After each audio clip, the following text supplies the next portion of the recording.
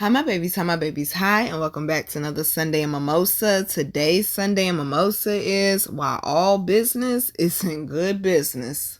So today we're going to speak about somebody I met when I was working at the flea market. He is from Harlem and we're going to call him Hustle. And like I said, I met him at the flea market I was working at when I got moved to the Portsmouth shop, and he was the bootlegger. Okay. Anybody that ever listened to Lil' Kim, La Bella Mafia, Michael Blackson was up there, and he was the bootlegger named Nigel. He said, let me bootleg your shit. Okay. He said, let me bootleg your shit. Okay. So he was the bootlegger.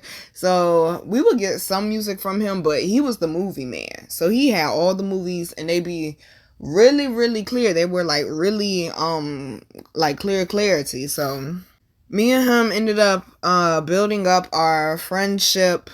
It mainly started because he would come to the shop every once in a while, but when the boss had left me for 5 months by myself and he came past the shop, he was like, yo, I'm trying to get money. He was like, why she ain't calling me, for what y'all need? And I'm like, yo, she just left me out back. So he gave me his number. And so I would hit him up and I would tell him like what movies we needed. He would tell me what he had in, this, that, and the third. And like we had a schedule. Like every week he was coming to see me. Okay. Like we started making some money together because I knew directly what the customers wanted. And he was like, yo, he was like, you getting that bread. Okay.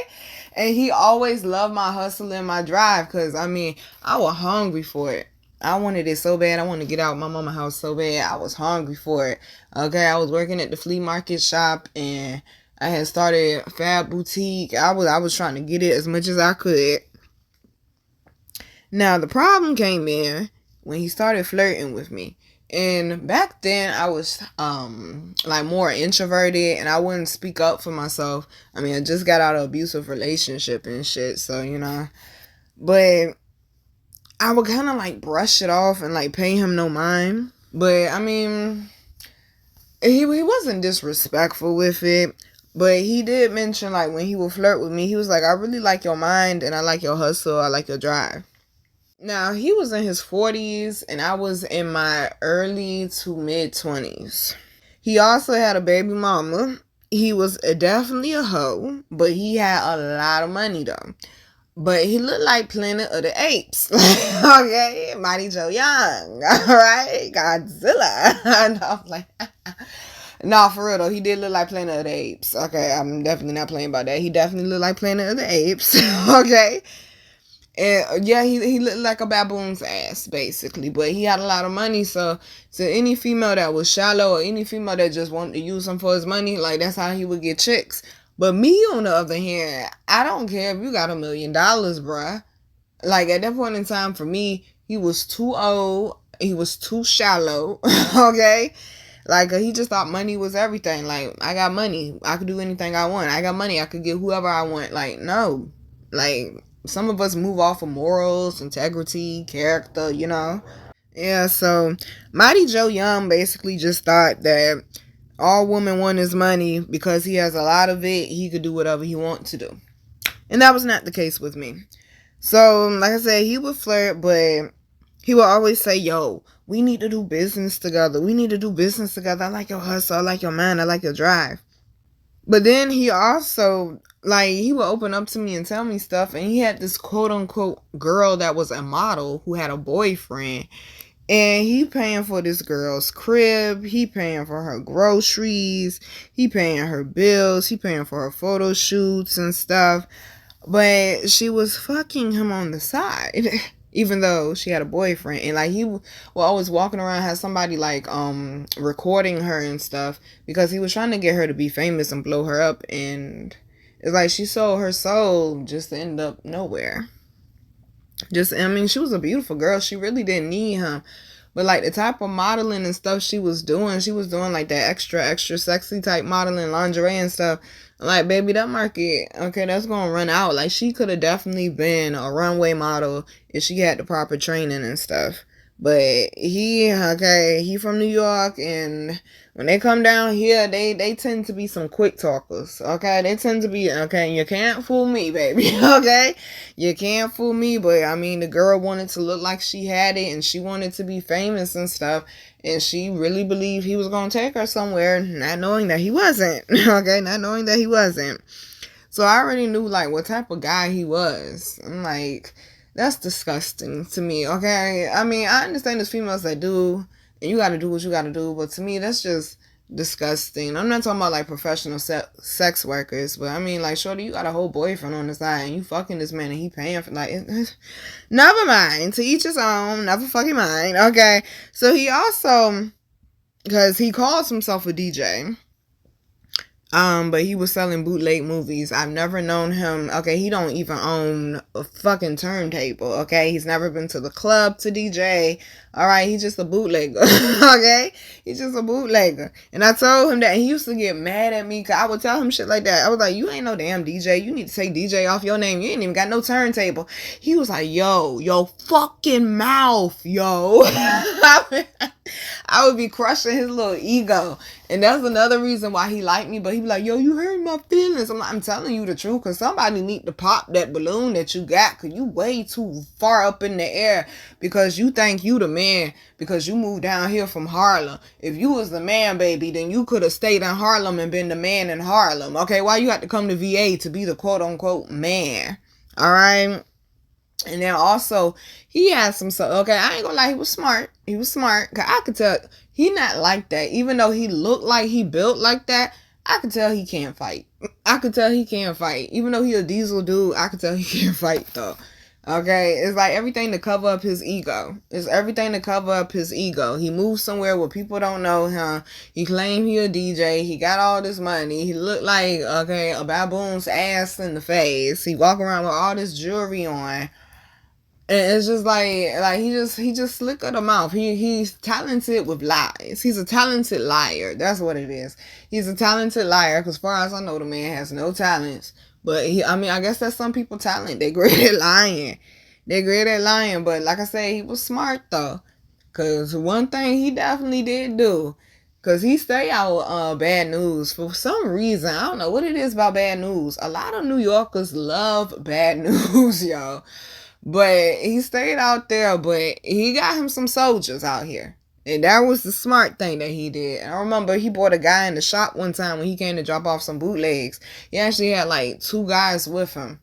And I was like, who are these? I was like, your workers? He was like, you could say something like that. And I know, okay, just like I know a fighter when I see a fighter, I know a killer when I see a killer. And me and this one guy he bought in the shop, we was having great conversation, we was laughing and shit. But like I said, I know a killer when I see a killer. And he had on Tim's. And I could just tell by the way he was standing, he ain't the man to fuck with. And he had on Tim's. I looked down at his shoes. I'm like, I'm like, that's some nice Tim's you got on. He's like, well, thank you, miss. I appreciate you. Nina notices everything. Okay? Even if I don't say it, Nina notices everything. And I said, yo. I said, but what's that on your Timbs though? He said, what you talking about? I said, what's that red splattered looking stuff? He told me, I was painting. I said, painting, huh? Sure you was. Okay? Sure you was. Sure you were. Cause blood don't come out Timbs. Okay? Blood does not come out of Timbs. Like I said, he was smart. He got some soldiers. He was out here getting bread. I remember one time he got pissed because he wasted $20,000. He converted his garage because he's staying in one of them nice houses. I guess he claimed he stayed in Bad News, but he must stay in Hampton, because Hampton where the big nice houses at. But he said he converted his garage into a daycare because his baby mama said she wanted to open up a daycare, and he spent $20,000, converted the garage into a daycare just for her not to follow through with it. I was like, nigga, if you would have gave me $20,000, I would have been the fuck up out of here. Okay? I would have been the fuck up. You know what I could have did with $20,000? I would have been the fuck up out of here. All right? And also, he knew my financial situation, so I guess he kind of, like, tried to use that against me. And that's another reason why he would get frustrated with me, because he started offering. He was like, yo, I'll buy you an apartment. I'll pay for your groceries. I'll get you a puppy, a laptop. I'll pay your bills, your cell phone bill, and everything. I said, but I gotta fuck you. He said, I mean, every once in a while. No, I'm good. I'm good. I'll stay on the bus. I'll stay in this temporary financial rut that I'm in at the point in time. Fuck that. So, like I said, he kept wanting to do business with me. So he knew I did poetry. He read some of my work, and he was really impressed. So he had this artist in Alabama that he wanted me to write a song for, because that's like actually one of my long-term goals, to be a songwriter. And I was like, I bet, I'm excited. So he emails me the beat. He bought the beat. He emails me the beat. The beat is fire. I write this fire ass song. Now the good thing is I met somebody in the industry, although I didn't apply it all the time, and somebody did get me later on. But they told me anytime you work with somebody, make sure you got your split sheet, because people will fuck you over in this industry. I let him read the lyrics. He was like, oh, this is dope. This is dope. And I sung it to him. He was like, oh, I fuck with the melody and this, that, and the third. He was like, yeah, email it to me. Nope. And I snatched my phone back. Nope. You ain't about to take no picture of it either. And nope. I'm like, the guy from Soul Food. Money up front. Okay, I need money up front. Okay, I need that money up front. Nope, you ain't about to steal my work. Nope. And he was mad. He was like, how you not going? And I sent you the beat, okay? And you gonna send a check too, okay? Which he never did. And so, like I said, he would flirt with me a lot. And he kept pressing me for a date. He was like, all right, she ain't gonna let me pay her for the pussy. And I guess he was trying to find another way in. He was like, yo, you should let me take you on a date. And like, he would always be pressing me for a date. Remind you, we had to see each other every week, because we was getting money together. And I'm like, no, I'm good. You ain't my type. I'm not your type. You sitting here running around letting broke niggas break your heart and shit. I'm not your type. He even told me out his mouth one time, because my boss at the point in time, she was closer to his age range. They both in their 40s and stuff. And they're actually both from Harlem. And I was like, yo, why don't you holler at Nikki for? She more your age. He said, because she already successful and I caught you at the right time because you not successful yet. I said, so basically, if you give me some money and I become successful, you basically gonna hold it over my head. He was like, yeah, you gonna owe me for the rest of your life. Nope, I'm good. Okay, nope, I'm good. He just knew money was gonna change my mind. He even would say to me, he was like, but you broke though. And that's why I would eat his ass up and let him know that you still incompetent, even though you got bread like that, bro. You still can't keep up with my mindset, with my drive, with my hustle, my ambition, with the goals that I have for my life. You don't give a fuck about the community. You don't give a fuck about the youth. You just care about getting money and looking like you the man. You don't give nothing. You don't care nothing about elevating our community, elevating the world. No, thank you. I'm good. Okay? I'm good. So one time, I guess he decided to throw it all on the table. And I told y'all, he got bread. The man pressed me so hard. He was one of the ones I told y'all, who offered me $20,000 for me to have sex with him. And he said, I'll give you the $20,000. He said, the apartment, the car, the puppy, the groceries, the bills, all of that. He said, plus the $20,000. But of course, I still had to have sex with him. And it was a hell no. Hell to the no, to the no. Okay? No. Won't happen. We are not about to have little apes running around out here. No, thank you. So it was close to like around the time when I was about to quit the shop, and he wanted to open up a shop with me, but he wanted to do more like clothing and this, that, and the third. He was like, you know what the people like out here and this, that, and the third. And he was right. Like, I know the locations. I know, because I was like deep into like selling stuff at that point in time. Like, I was networking with customers all the time, so like I knew what people wanted and stuff. And at that point in time, I was kind of popular, so he was right. So I found a great location in a busy shopping center in my city, and I took him. He came in, picked me up, And I took him to, matter of fact, he met me, actually. He met me at the shopping center. I'm like, I don't remember him coming to my house. Okay. He met me at the shopping center, and I took him over there to the shop. We looked around, we looked in it and stuff. He was like, yo, this is a great location. I told him how much traffic they get every day. Like, I did the research, like I was putting together a business plan. Like, this is how many customers come a day.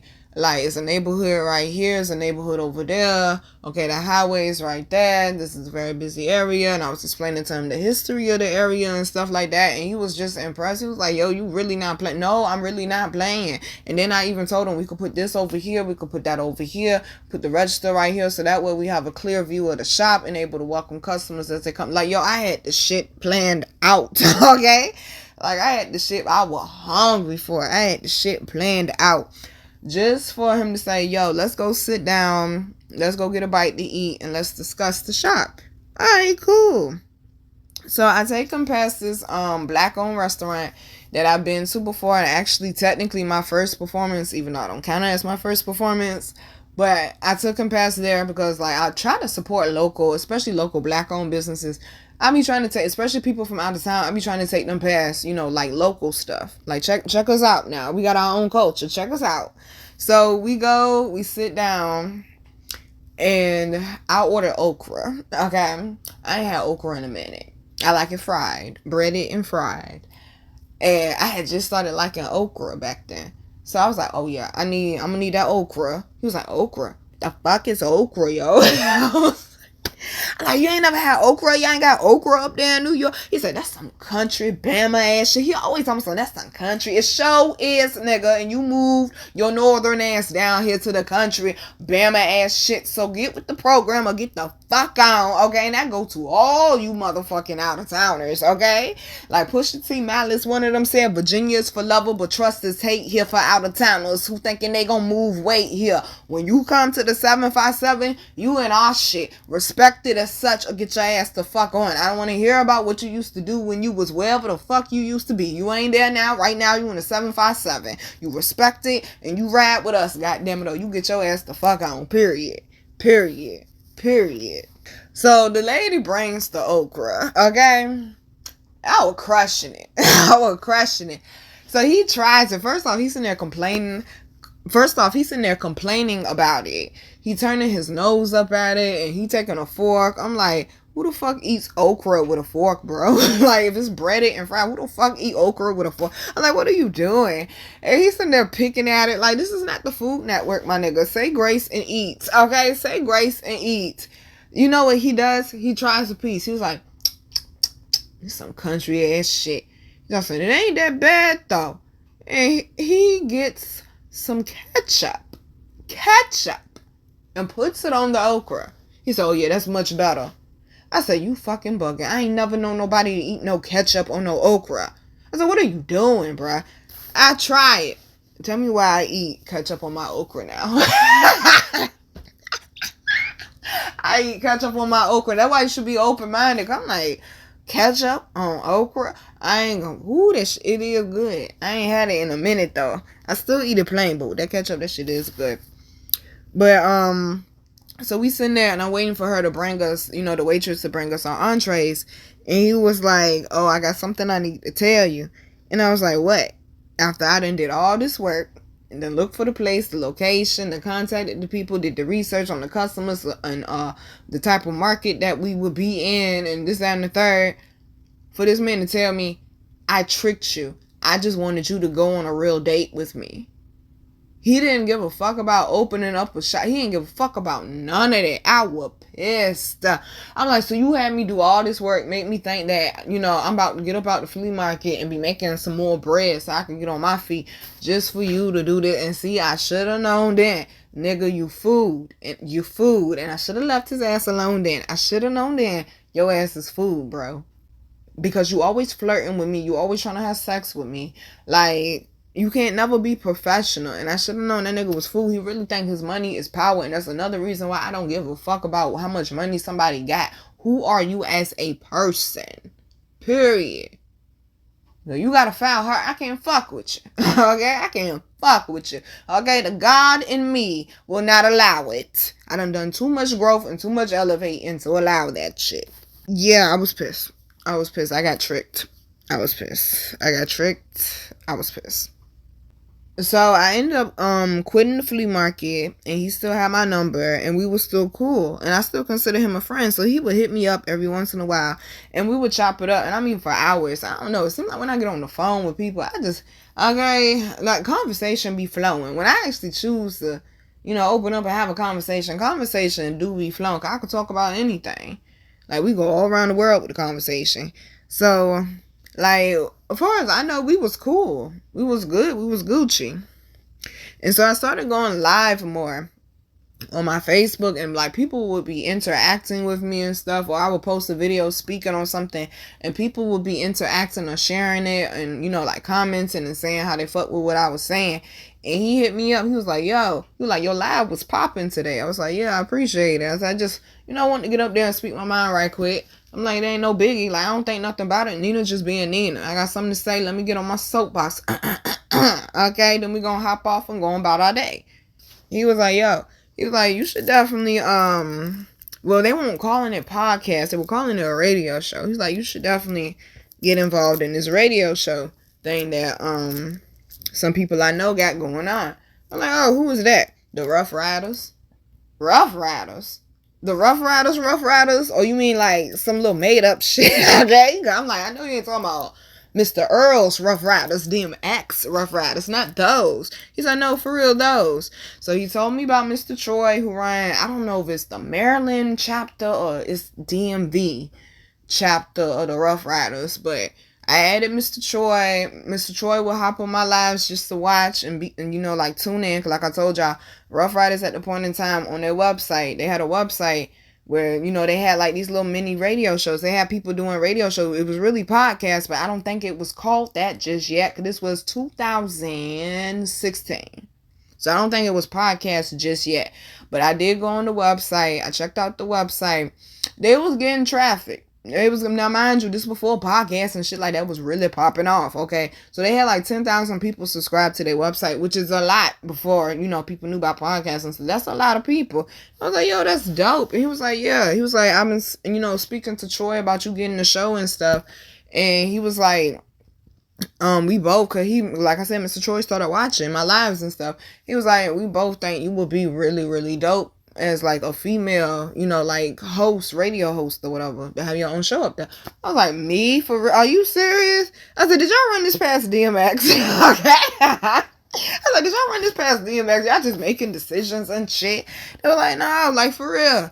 And they were serious. They really wanted me to get us. So I was like, I bet. So what I need to do? So he told me how to start interacting better with people when they come on live. And some of that stuff I still do to this day when I get on live with y'all. And then also he says, this is what we're going to do. He said, start a YouTube channel. He said, you start a YouTube channel and start making like mini videos or like topics and stuff you want to speak about on your radio show. So that's what I did. But I'm sitting there stuck all day trying to figure out what the fuck I'm going to name this YouTube channel, man.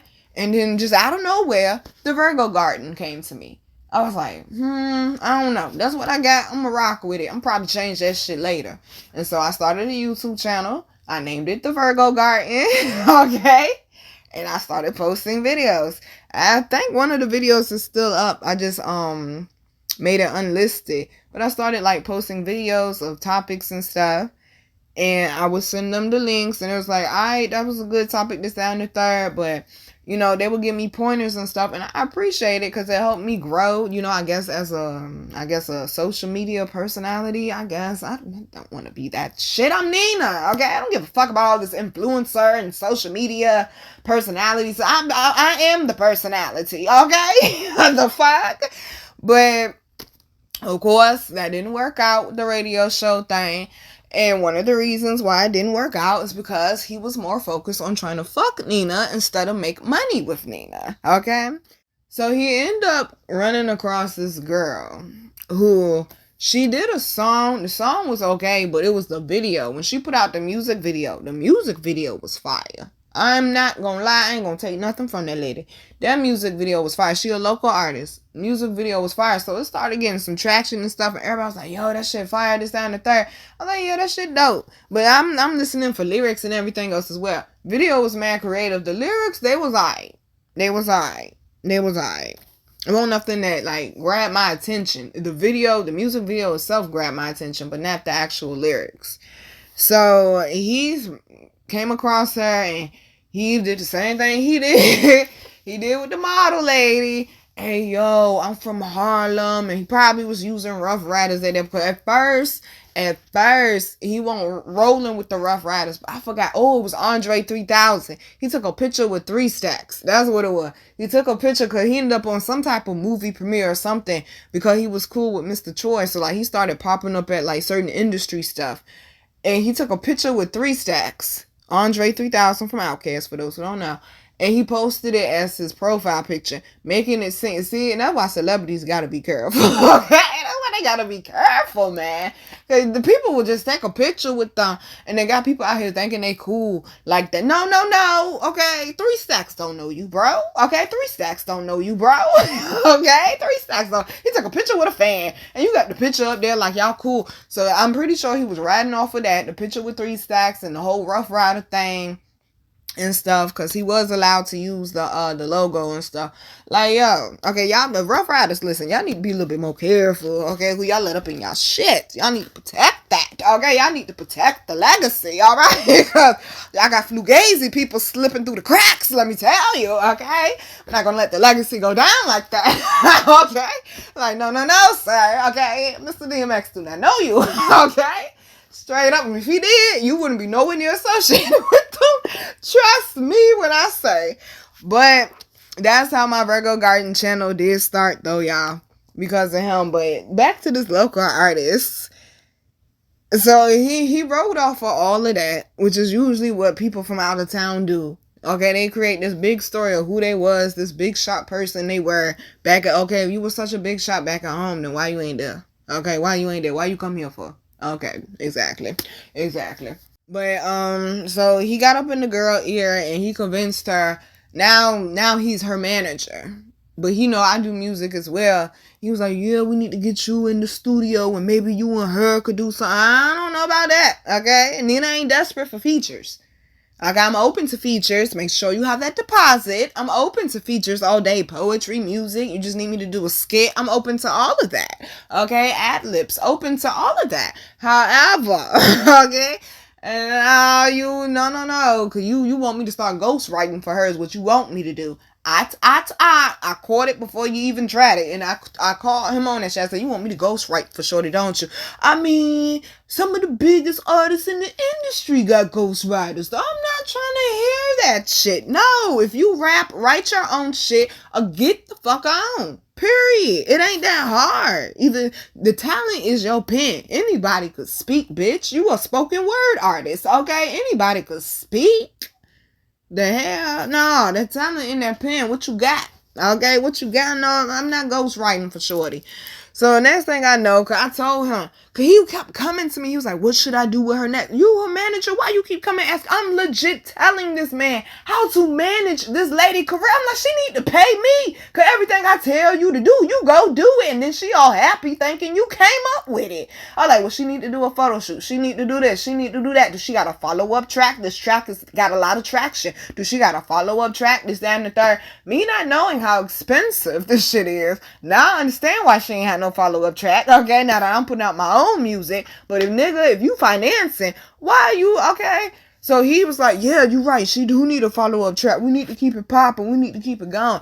Tell me why shorty ain't had no follow-up track. And tell me why she was struggling in the studio. He come back to me all the later business. He done told me so much I could put out a diss track on her if I want to. Okay? She ain't had no follow-up. She's struggling in the studio. The songs on hitting the way that, okay? I was like, Lord have mercy. I said, see, you sitting up there hopping on something and putting your stamp on something. Oh, he got mad because I went in on him and his artist. Okay? I'm like, you coming over here, nigga? I'm okay, we're not partners. I'm not getting paid to help her. Okay? He want to be funny and petty. He called me while she driving them to a hotel room. Shorty don't know that's what I knew, though. Shorty don't know I knew that she fucked that man. He said, yeah, I'm gonna call you back.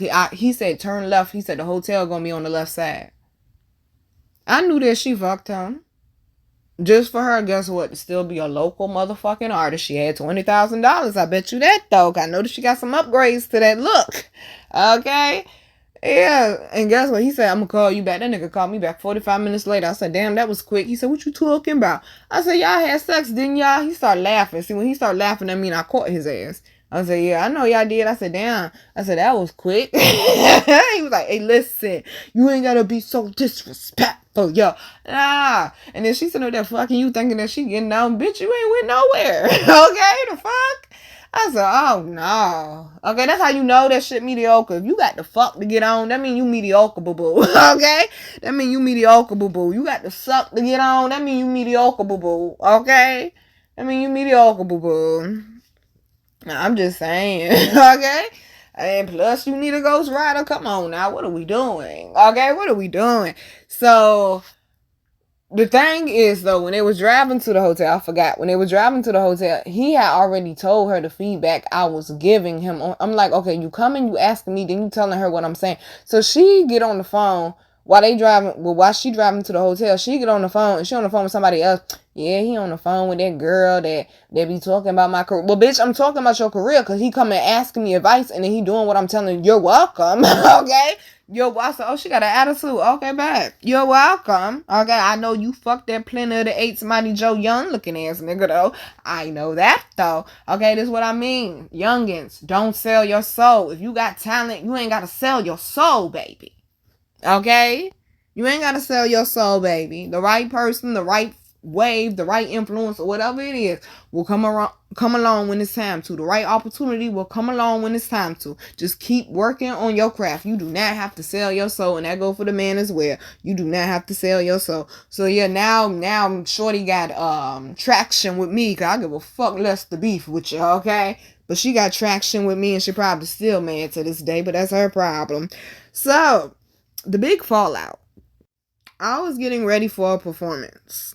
I was performing at a local library, and it was a dope ass show. Everybody that came and performed, they did their thing. It was dope. It was a dope ass show. And that's actually the show when I went from, doing spoken word to actually becoming a professional performer, because that's when I was working with somebody who actually went to school for acting and like performances and stuff of that nature. So he showed me how to make my art come alive. And when I say my performance game completely elevated after that performance, oh baby, and I was working hard. We had to go to rehearsals. Oh my goodness. Okay, we was getting it in. We were getting it in. He was not playing with us. We was getting it in. So I was focused on the show, focused on making sure, because this one I was really pushing myself. Like, okay, I'm actually making my art come alive. I'm not just saying something that I mesmerize. Like, I'm actually getting up, I'm moving, I'm sitting down, then I'm standing up. Like, I'm literally creating a scene that you can visualize in your head as I'm delivering my poem. And the shit was so dope. So I'm focusing on that and selling tickets and promoting and this, that, and the third. And this nigga want to get in his ego because he's not getting attention, and he's upset because he's not getting the attention that he wants. I'm like, yo, I need to rehearse. Yo, I gotta go to rehearsal. Like, I ain't got time for this and this, that, and the third. Yo, you ain't giving me no time. What the fuck I'm gonna give you attention for? I'm not your artist, and you ain't gonna fuck me and pay me. Okay, you ain't gonna fuck me at all. Okay, I'm not your artist. I don't owe you anything. So then we start bumping heads. He starts getting on Facebook, dropping little subliminal. I can't stand that shit. Instead of doing all of that, how about you actually hit the person up directly? Okay? Girl, I ain't got time to be doing all that back and forth, throwing subliminals and shots and shit. Immature ass shit all damn day. Fuck that. Okay? And you grown, sir. Fuck that. So I checked him about that when we spoke on the phone again, about him dissing me on Facebook. And then I'm like, and then you ain't even bought a ticket to come to my show, but you claim that we friends. He want to start changing the topic, this, that, and the third. I went in on that nigga, and I read his ass the fuck down. Okay? What did he say? I read him, baby. I could read. Okay? I could read. Okay? I ran his ass the fuck down. Oh, that nigga snapped. Yo, I've been chasing you for 4 fucking years, bruh. 4 fucking years. And you ain't gave me the pussy. And you won't take the money. No one cares about Sandra Bland. Cause he knew about me getting arrested by the police and stuff. He said, nobody cares about Sandra Bland. Go try to kill yourself again.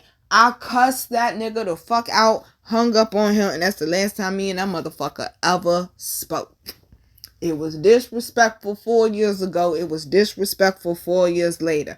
Nothing about that man's character, integrity, morals change. He has not grown as a person. Like I tell y'all, if it ain't growing, it ain't living. The lesson is, when the vibe doesn't feel right, it's time to take flight, because all money ain't good money, and money doesn't outweigh good morals and good character. Period, poo.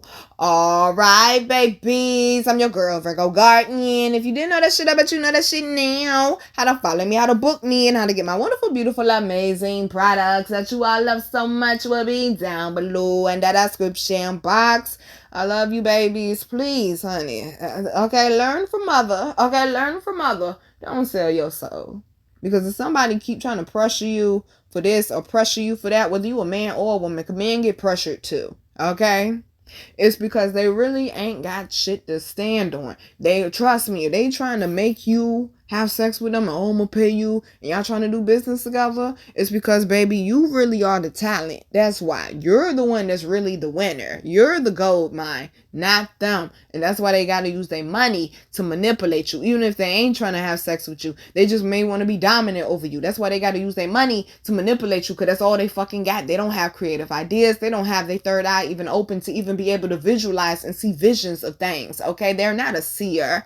All right, they're not a seer, they're not a visionary. Okay, they don't have them talents, some gifts, and them skills. Somebody trying to use money or power or status to hang it over your head, baby, that is not who you need to work with. Okay, that is not who you need to work with. And like the Rasta say, sell my soul for love, not money, to nobody. Because, baby, when you sell your soul, you can't get it back. That's eternal. That's forever. I said, think about it. Love you, babies. Mwah.